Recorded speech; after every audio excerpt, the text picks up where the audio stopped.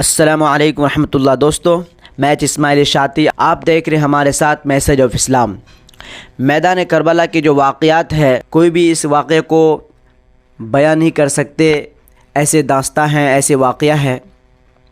میں مختصر وقت میں کچھ روشنی ڈالنا چاہتا ہوں۔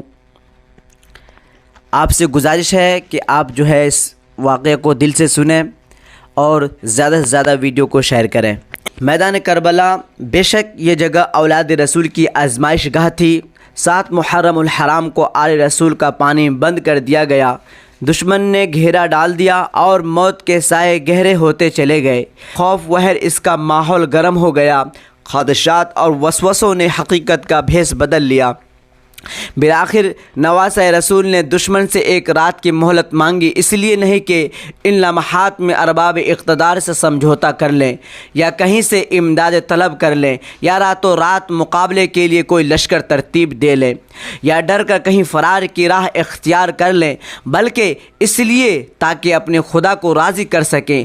حضرت حسین رضی اللہ تعالی عنہ نے تمام بچوں، عورتوں اور مردوں کے ساتھ مل کر خیموں میں ساری رات خداوند قدوس کی عبادت کی اور اس کی تسلیم و رضا کے آگے سجدہ ریز ہو گئے۔ عاشورہ محرم کے دن پر خون کی سورج طلوع ہوا۔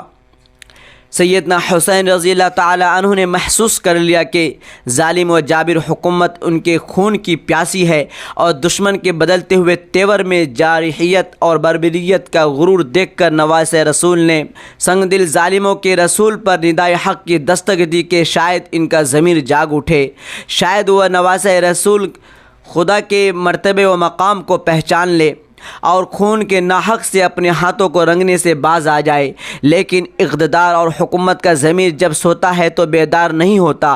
سیدنا حسین رضی اللہ تعالی عنہ اونٹنی پر سوار ہوئے اور خدا کا قرآن سامنے رکھ کر دشمنوں سے یوں مخاطب ہوئے: لوگو، میرا حسب و نسب یاد کرو، سوچو میں کون ہوں، پھر اپنے گریبانوں میں منہ ڈالو اور اپنے ضمیر کا محاسبہ کرو، خوب غور کرو، کیا تمہارے لیے میرا قتل کرنا اور میری حرمت کا رشتہ توڑنا روا ہے؟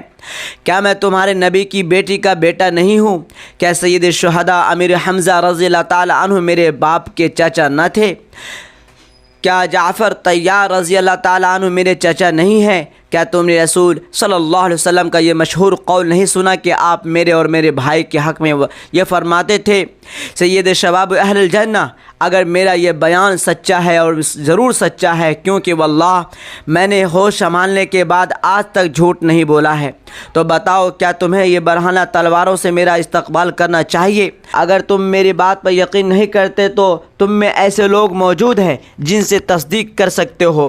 جابر بن عبداللہ انصاری رضی اللہ تعالی عنہ سے پوچھو، ابو سعید خدری رضی اللہ عنہ سے پوچھو، سہل بن سعد ساحری رضی اللہ عنہ سے پوچھو، زید بن ارقم رضی اللہ تعالی عنہ سے پوچھو، انس بن مالک رضی اللہ تعالی عنہ سے پوچھو، وہ تمہیں بتلائیں گے کہ انہوں نے میرے اور میرے بھائی کے بارے میں رسول اللہ صلی اللہ علیہ وسلم کو یہ فرماتے سنا ہے یا نہیں۔ کیا یہ بات بھی میرا خون بہانے سے نہیں روک سکتی؟ واللہ اس وقت روئے زمین پر بجز میرے کسی نبی کا بیٹا موجود نہیں۔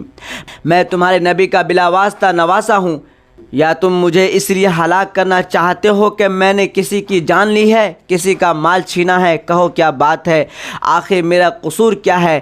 حضرت حسین رضی اللہ تعالی عنہ کا یہ آخری خطبہ اتنا پر اثر اور درد انگیز تھا کہ اگر یہ خطبہ پہاڑوں کو سنایا جاتا تو وہ ریزہ ریزہ ہو جاتے، زمین کو سنایا جاتا تو وہ شک ہو جاتی، بادلوں کو سنایا جاتا تو وہ عشقوں کی برسات بن جاتی۔ لیکن سیدنا حسین رضی اللہ تعالیٰ عنہ جن ظالموں سے خطاب فرما رہے تھے ان کے سینوں میں دل نہیں پتھر ہے۔ بالآخر میدان کارزار گرم ہوا، بچے بوڑھے اور پردہ نشین عورتوں تک نے باری باری شجاعت و بہادری کی تاریخ رقم کر دی۔ سیدنا حسین رضی اللہ تعالیٰ عنہ لاشوں پر لاشیں اٹھائے لا رہے تھے، انہیں خیموں میں رکھ دیتے اور باقی ماندگان کو صبر کی تلقین کرتے۔ آخر 18 برس کا نوجوان ہاتھ میں تلوار اٹھائے خیموں سے اس طرح نکلا جیسا کربلا کے اندھیری نگری میں حسن و جمال کا آفتاب طلوع ہو گیا ہو۔ دشمنوں کو للکارتا ہوا علی اکبر آگے بڑھا۔ اس کی رگوں میں فاطمہ کا خون تھا، ہاتھ میں علی کی تلوار تھی، حمزہ رضی اللہ تعالیٰ عنہ کی شجاعت و جرات کا پیکر تھا، سیدنا حسین رضی اللہ تعالیٰ عنہ کی لخت جگر نے بہادری کے خوب دشمن نے علی اکبر کو محاصرہ میں لے لیا۔ ایک کم بخت نے گردن پر تلوار ماری، علی اکبر کا سر تن سے جدا ہو کر زمین پر جا پڑا۔ زینب رضی اللہ تعالیٰ عنہ یہ دل خراش منظر دیکھ کر تڑپ اٹھی، اپنے بھتیجے کو پکارتی ہوئی تیزی سے خیموں سے باہر نکلی۔ سیدنا حسین رضی اللہ تعالیٰ عنہ نے اس طرح بھاگتے دیکھ کر زینب رضی اللہ تعالیٰ عنہ کو روکا، انہیں ہاتھ سے پکڑ کر خیمے کے اندر لے گئے۔ دوستو، تاریخ بڑے بڑے بہادروں کے کارناموں سے بھری پڑی ہے، لیکن تاریخ میں سیدنا حسین رضی اللہ تعالیٰ عنہ جیسا کہ بہادر نظر نہیں آتا، جس کے سامنے سارا خاندان ہو، مگر سیدنا حسین رضی اللہ تعالیٰ عنہ بڑے حوصلہ اور صبر کے ساتھ اس خون آشامی منظر دیکھ رہے ہیں اور دشمن کی ننگی تلواروں کے سامنے چٹان بنے ہوئے ہیں۔ سیدنا حسین رضی اللہ تعالیٰ عنہ نے جنگ کے دوران اپنے 6 ماہ کے لخت جگر علی اصغر کو گود میں اٹھا لیا اور دشمنوں سے مخاطب ہو کر فرمایا، ظالموں، دشمنی تمہیں مجھ سے ہو سکتی ہے، اس معصوم نے تمہارا کیا بگاڑا ہے؟ یہ پیاس سے بلبلا رہا ہے، اسے تو پانی کے 2 گھونٹ پلا دو۔ جواب میں دشمنوں نے تیر مارا جو علی اصغر کے حلق میں پیوست ہو گیا۔ سیدنا حسین رضی اللہ تعالیٰ عنہ نے تیر کو کھینچ کر نکالا، خون کا فوارہ پھوٹ پڑا۔ آپ نے شہید لخت جگر کے خون سے چلو بھرا اور آسمان کی طرف پھینکتے ہوئے فرمایا، خدایا دیکھ تیرے نبی کے اولاد کے ساتھ کیا ظلم ہو رہا ہے۔ سیدنا حسین رضی اللہ تعالیٰ عنہ نے علی اصغر کی لاش زمین پر رکھ کر اپنے دونوں ہاتھ فضا میں بلند کیے اور دعا مانگی، پروردگار عالم، اپنے حضور میں میری آخری قربانی قبول فرما، کیونکہ حضرت حسین رضی اللہ تعالیٰ عنہ کو معلوم تھا کہ دشمن ظالم ہے، اس کا دل پسیجنے والا نہیں ہے۔ جنہوں نے نواسہ رسول کی ساری اولاد کو خاک و خون میں تڑپایا تھا، ان سے رحم کی توقع کیوں کی جا سکتی تھی؟ سیدنا حسین رضی اللہ تعالیٰ عنہ دلیری و مردانگی کے بھرپور مظاہرہ کر رہے ہیں، لیکن کب تک؟ آخرکار دشمنوں کے گھیرے میں آ گئے۔ ایک ازلی بدبخت آگے بڑھتا ہے، نواسہ رسول کے سینے پر بیٹھ کر آپ کا سر مبارک قلم کر کے نیزے کے نوک پر لے آتا ہے۔ اسلام زندہ ہوتا ہے ہر کربلا کے بعد۔ دشمنوں نے اسی پر اکتفا نہیں کیا، بلکہ آل رسول کے مقدس جسموں پر گھوڑے دوڑائے۔ خیموں کے اندر عورتوں نے یہ منظر دیکھا تو چلا اٹھی۔ سیدنا حسین رضی اللہ تعالیٰ عنہ کی لاش پر گھوڑوں کا دوڑنا تھا کہ زینب رضی اللہ تعالیٰ عنہ بے اختیار اپنے نانا کو پکارا، اے محمد صلی اللہ علیہ وسلم، تجھ پر ایمان کے فرشتوں کا درود و سلام۔ یہ دیکھ حسین رضی اللہ تعالیٰ عنہ ریگستان میں پڑا ہے، خاک و خون سے آلود ہے، تیری اولاد تحقیق کر دی گئی ہے، ہوا ان پر خاک ڈال رہی ہے۔ حضرت زینب رضی اللہ تعالیٰ عنہ کی یہ چیخ سن کر دوست دشمن سب رونے لگے۔ اے کربلا کی خاک، اس احسان کو نہ بھول، تڑپتی ہے تجھ پہ لاش جگر گوشے بطول، اسلام کے لہو سے تیری پیاس بجھ گئی، سیراب کر گیا تجھے خون رگ رسول۔ سیدنا حسین رضی اللہ تعالی عنہ کا کٹا ہوا سر ابن زیاد کے دربار میں لایا گیا۔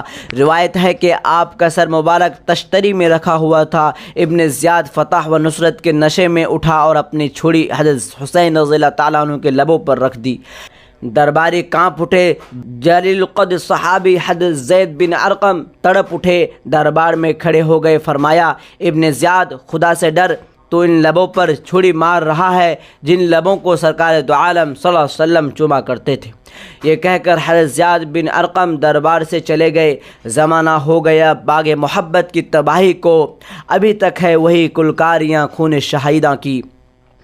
دوستو، سیدنا حسین رضی اللہ تعالیٰ عنہ نے میدان کربلا میں بے مثال قربانی پیش کر کے قیامت تک کے عالم اسلام کو بلند کر دیا۔ سیدنا حسین رضی اللہ تعالیٰ عنہ چاہتے تو جان بچا سکتے تھے، لیکن مقصد صرف جان بچانے ہی کا نہیں تھا۔ اسی کا نام حسینیت ہے، اور یہی نواسہ رسول کا درس ہے کہ خاندان تحقیق ہوتا ہے تو ہو جائے، اولاد کٹتی ہے تو کٹ جائے، رنج و عالم کے پہاڑ ٹوٹتے ہیں تو ٹوٹتے رہے، آزمائش اور ابتلا کی آندھیاں چلتی ہے تو چلتی رہے، جان جاتی ہے تو جائے، لیکن نبی کا دین کسی قیمت پر بھی خطرہ میں نہ پڑے۔ ستم و شعار تو دنیا سے مٹ گئے، لیکن جبیں دہر پہ یاد حسین باقی ہے۔ دوستو، آپ سے گزارش ہے ہماری کہ آپ جو ہے اس ویڈیو کو دین کی معلومات کے لیے، اللہ کے لیے، دین کی خدمات کے لیے جو ہے ایسے کم وقت میں بہت ساری باتیں آ گئی. آپ جو ہے ثواب کے نیت سے